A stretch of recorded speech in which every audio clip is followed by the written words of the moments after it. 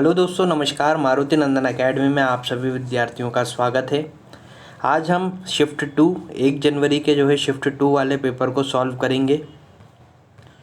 आइए शुरू करते हैं। प्रश्न पहला, डैश की दबाने से आपकी मॉनिटर स्क्रीन पर प्रदर्शित होने वाली सभी चीज़ों का एक स्प्रेडशॉट ले लिया जाएगा। दोस्तों, यहाँ पर हम सभी जानते हैं, एक बहुत ही आसान प्रश्न है।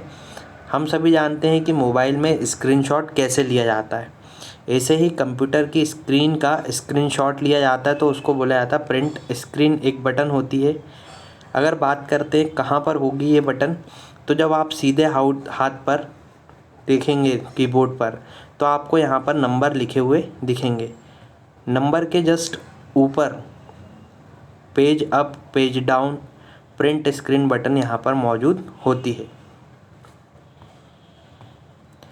दूसरा प्रश्न, लाइनेक्स में डायरेक्टरी USR की सब डायरेक्टरी माय डायरेक्टरी को किस रूप में दर्शाया जाएगा। थोड़ा सा यहाँ पर जो बच्चे कंप्यूटर की जानकारी नहीं है तो वो समझेंगे यहाँ पर कि जो डायरेक्टरियाँ होती हैं वो कंप्यूटर में सेव कैसे होती हैं। यहाँ पर जैसे मान लीजिए आपने फ़ोल्डर बनाया A, फिर उस फोल्डर के अंदर आपने एक और फोल्डर बनाया A1, उसके अंदर आपने A1 फोल्डर के अंदर बनाया A2, तो ये A1 की सब डायरेक्टरी है A1 की सब डायरेक्टरी है A2। इस फॉर्मेट में आप इसको समझ सकते हैं। तो यहाँ पर जो है डायरेक्टरी का मतलब होता है यूज़र की सब डायरेक्टरी है माय डायरेक्टरी। ऐसे ही फोल्डर A है, A के अंदर फोल्डर A1 है और A1 फोल्डर के अंदर A2 फोल्डर है। प्रश्न नंबर 3, ओपन ऑफिस राइटर में किस टैब का प्रयोग करके आप टेबल में कंटेंट को सामान्य टेक्स्ट में बदल सकते हैं। टेबल में सामान्य कंटेंट को बदलने के लिए आप टेबल वाले ऑप्शन का प्रयोग कर सकते हैं। अगला प्रश्न, डिस्क पर बहुत सारी वृत्ताकार आकृतियों वाला वह क्षेत्र जहां पर डेटा को चुंबकीय रूप से लिखा जाता है डैश कहलाता है। दोस्तों, पहले तो समझेंगे डिस्क क्या होती है। डिस्क आप सभी जानते होंगे, कंप्यूटर में दो प्रकार की मेमोरी होती है। पहली है प्राइमरी, दूसरी है सेकेंडरी। सेकेंडरी मेमोरी में आप सभी जानते हैं हार्ड डिस्क जैसे पेन ड्राइव होती है, ऐसे ही कंप्यूटर में डेटा को सेव करने के लिए हार्ड डिस्क होती है। और हार्ड डिस्क के अंदर कई सारे ट्रैक होते हैं। एग्जाम्पल के तौर पे अगर देखें और समझें तो ट्रैक कैसे होते हैं। मान लीजिए एक बॉक्स है, उस बॉक्स के अंदर आपने 10 प्लेटों को एक साथ लगा दिया है। उन्हीं प्लेटों की अगर तुलना हार्ड डिस्क से करें तो उन्हीं प्लेटों को ट्रैक कहा जाता है। और जिसमें जहाँ क्षेत्र पर डेटा को चुंबकीय रूप से लिखा जाता है वो कहलाता है आपका ट्रैक। यानी वो प्लेटें जहाँ पर चुंबकीय रूप से डेटा को लिखा जाता है ट्रैक कहलाता है। नेक्स्ट प्रश्न, सामान्यतः ब्लू रे हाई डेफिनेशन का रिजोल्यूशन कितना होता है। दोस्तों, ये बात कर रहे हैं CD यानी ब्लू रे डिस्क की, जो कि एक स्टोरेज डिवाइस है। जैसे हार्ड डिस्क होता है, पेन ड्राइव होता है, ऐसे ही ब्लू रे डिस्क होता है। उसको रिजोल्यूशन की बात कर रहे हैं तो रिजोल्यूशन जो है वो 1920 × 1080 होता है। ये आपको याद करना पड़ेगा। अगला प्रश्न है, सॉलिड स्टेट ड्राइव डेटा को कहाँ पर स्टोर किया जाता है। तो दोस्तों, याद रखना है आप सभी को, सॉलिड स्टेट ड्राइव डेटा जो है कहाँ पर सेव होता है, आपका फ्लैश मेमोरी के अंदर। अगला प्रश्न,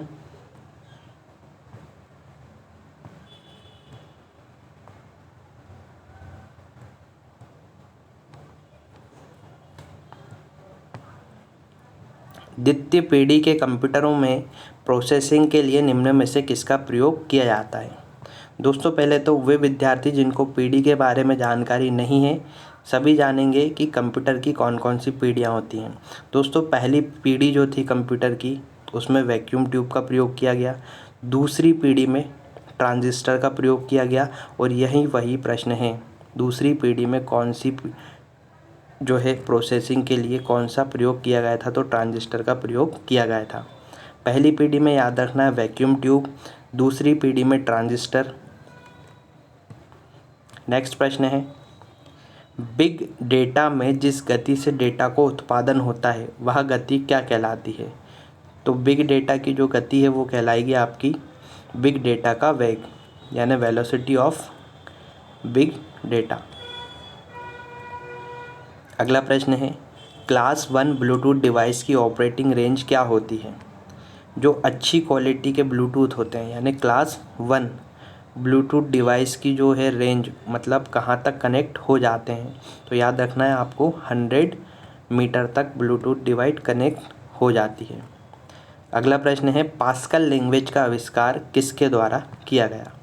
दोस्तों ये सीधे प्रश्न आते हैं जो कि डायरेक्ट आपको याद होना चाहिए। कौन सी भाषा का आविष्कार किस व्यक्ति के द्वारा किया गया। सामान्यतः अगर बात करें तो कंप्यूटर में 2 प्रकार की लैंग्वेजेस होती हैं, एक मशीनी लैंग्वेज और एक हाई लेवल लैंग्वेज। इन्हीं लैंग्वेजों के अंदर पास्कल, कोबाल, फोर्टान आदि लैंग्वेज आती हैं। तो यहाँ पर पास्कल की पूछा है, तो पास्कल का आविष्कार जो है किया गया है निकोलस विट्ट के द्वारा। अगला प्रश्न है, accelerated graphics port AGP dash के द्वारा विकसित किया गया।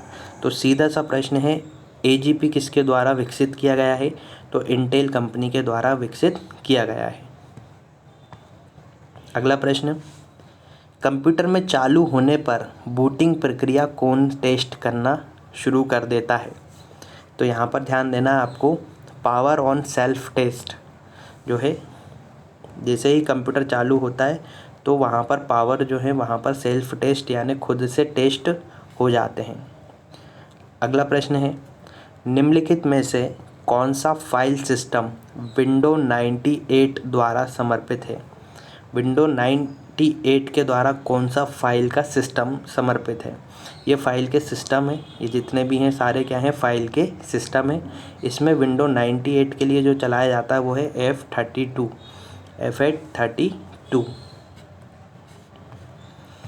अगला प्रश्न है हमारा, निम्नलिखित में से कौन सा एक विजुअल इनपुट डिवाइस है। दोस्तों बात अगर इनपुट डिवाइस की होती तो सारे ही जो है कीबोर्ड एक इनपुट डिवाइस, जॉयस्टिक ये इनपुट डिवाइस, पर बात कर रहा है विजुअल यानी देखने के लिए, तो याद रखें वेबकैम जो कि हमारे कंप्यूटर के ऊपर लगा लिया जाता है जिससे कि हम वीडियो कॉलिंग कर सकें। अगला प्रश्न, निम्नलिखित में से कौन सा विकल्प दिए गए कथनों की सत्यता बताता है। एक डिजिटलाइजर कंप्यूटर में संकेतों को संग्रहण संख्यात्मक मान यानी न्यूमेरिकल वैल्यू में परिवर्तित करता है। यह बात सही है, डिजिटल को जो है न्यूमेरिकल में कंप्यूटर कर सकता है, तो ये पहला वाला सही हो गया। दूसरा है OCR एक ऐसा उपकरण है जो आमतौर पर बैंकों में उपलब्ध होता है जो प्रत्येक दिवस कई चेकों को संबोधित। दोस्तों आप सभी ध्यान रखें, OCR और MICR में अंतर हुए। बैंकों के अंदर MICR का प्रयोग किया जाता है ना कि OCR का। MICR magnetic ink character reader जो कि चेक पर लिखी हुई इंकों को पढ़ता है। OCR की अगर बात करें तो आपने पहले जो पुरानी परीक्षाओं में पेपर दिए हैं उसमें एक प्रश्न के 4 ऑप्शन आते थे, जो सही रहता था उसमें काली पेन से आपको भरना होता था। OCR के द्वारा उन्हीं कॉपियों की जांच की जाती थी। अगला प्रश्न, निम्नलिखित में से कौन सा वेब तक पहुंचने का तरीका नहीं है। अगर हम देखें तो वेब तक यानी इंटरनेट तक हमें कौन जोड़ता है, मॉडेम से जुड़ जाएंगे, DSL से जुड़ जाएंगे, ISDN से जुड़ जाएंगे। CPU के द्वारा कभी भी हम इंटरनेट से नहीं जुड़ सकते। अगला प्रश्न है, डैश प्रिंटरों में प्रिंटिंग हेड कागज़ को स्पर्श नहीं करता। इसको समझेंगे प्रश्न को। प्रिंटिंग हेड यानी मान लीजिए आपको किसी चीज़ को पेज पर लिखना है तो आपका जो हाथ है वो प्रिंटिंग हेड है।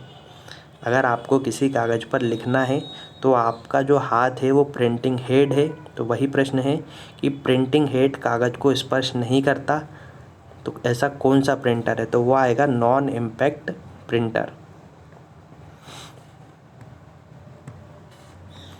अगला प्रश्न, आप अपने कंप्यूटर में स्लीप मोड में चयन को कब वरीयता देंगे। स्लीप मोड का मतलब ये है, समझेंगे यहाँ पर, जब आप एक छोटे से विराम के बाद वापस अपने काम पर आना चाहते हैं। कभी कभी देख लीजिए दोस्तों कि कंप्यूटर चालू रहता है, आपको अगर चाय पीने जाना है या फिर आपको कहीं भी कुछ 5 से 10 मिनट का अगर काम है, तो आप पूरा कंप्यूटर तो शट डाउन नहीं करेंगे। इसलिए उस कंडीशन को बोला जाता है स्लीप मोड, यानी कुछ समय के लिए कंप्यूटर को स्लीप मोड पर रखना। अगला प्रश्न है, निम्नलिखित में से क्या मॉड्यूलेशन और डीमॉड्यूलेशन जैसे कार्य करता है। दोस्तों, मॉड्यूलेशन और डीमॉड्यूलेशन शब्द ही मॉडेम से बना है। मॉडेम की स्पेलिंग समझेंगे, MODEM। MOD का मतलब होता है मॉड्यूलेशन और DEM का मतलब होता है डीमॉड्यूलेशन। मॉडेम आप सभी जानेंगे, कंप्यूटर को जोड़ने के लिए या फिर कंप्यूटर से कनेक्ट होने के लिए हमें मॉडेम की आवश्यकता पड़ती है। हॉटस्पॉट में एक्सेस पॉइंट सिग्नल को डैश दूरी पर साझा करता है। हॉटस्पॉट जो है, आप सभी आजकल मोबाइल चलाते हैं तो आप देख सकते हैं एक हॉटस्पॉट कुछ ही छोटी सी दूरी को ही समझ पाता है, यानी वहाँ से कनेक्ट कर पाता है। ज़्यादा दूर होने पर हॉटस्पॉट कनेक्टिविटी बंद हो जाती है। आशा करते हैं आपको ये 20 प्रश्न अच्छे से समझ आए होंगे। अगर आपको वीडियो पसंद आए तो शेयर करें, लाइक करें और सब्सक्राइब कर लें हमारे यूट्यूब चैनल पर। आपको CPCT के पूरे पेपरों का सॉल्यूशन यहाँ पर करवाया जाएगा। धन्यवाद।